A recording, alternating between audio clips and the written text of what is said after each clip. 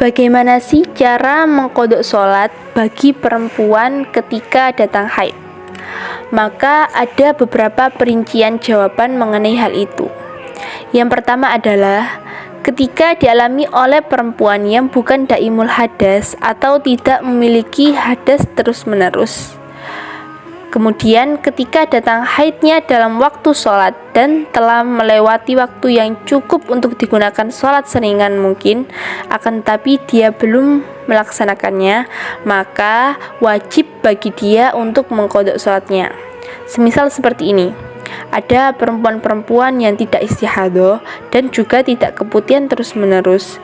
Kemudian dia datang haid pada waktu duhur. Ketika masuk waktu duhur jam 12, kira-kira kalau orang itu sholat seringan mungkin kurang lebih 3 menit saja sudah cukup.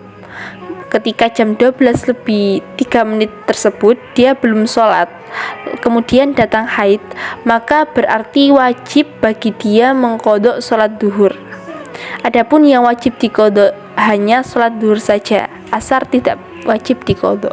Kedua, jikalau dia termasuk perempuan yang istihadhah, maka perinciannya adalah ketika datang haidnya dalam waktu sholat dan telah melewati jarak waktu yang cukup digunakan untuk sholat dan bersuci. Jadi semisal begini, sholat dan bersuci membutuhkan waktu 10 menit.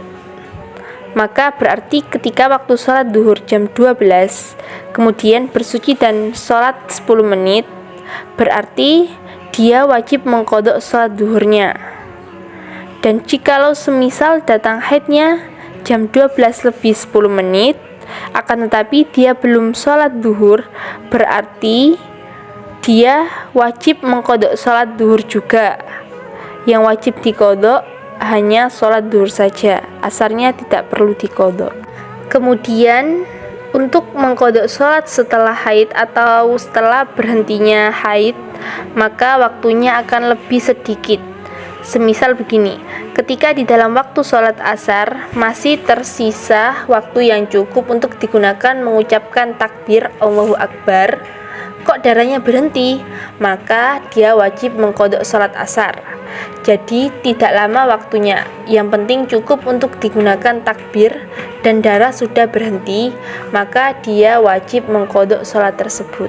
Kemudian untuk permasalahan berhentinya haid, ada perbedaan dengan datangnya haid. Maka yang wajib diqadha bukan sholat fardu saja, akan tapi juga sholat yang bisa dijamak. Semisal begini, ketika berhenti haidnya waktu sholat asar, maka yang wajib diqadha adalah sholat asar dan sholat duhur. Adapun jikalau berhenti haidnya pada waktu isya, maka yang wajib diqadha adalah sholat isya dan juga sholat maghrib. Terakhir, yang perlu kita ketahui teman-teman sekalian, kalau berhentinya haid di dalam waktu sholat dan cukup apabila kita melakukan sholat di dalam waktu tersebut, maka harus sholat di dalam waktu itu atau ketika itu. Kita tidak boleh menunda sampai keluarnya waktu sholat.